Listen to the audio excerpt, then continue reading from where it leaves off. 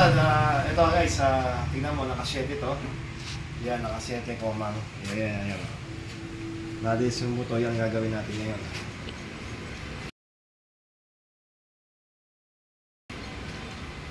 Ilan taong mo rin?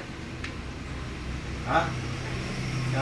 Siyempre, ito yung tatay niya. Sa lahat ng mga nanonood, huwag yung gagayan ko dahil mga expert lang gagawa nito. Kasi may restricted po niya mission niya. Naipay nga rin. Lambot lang ha. Mawakan mo na. Ito siya.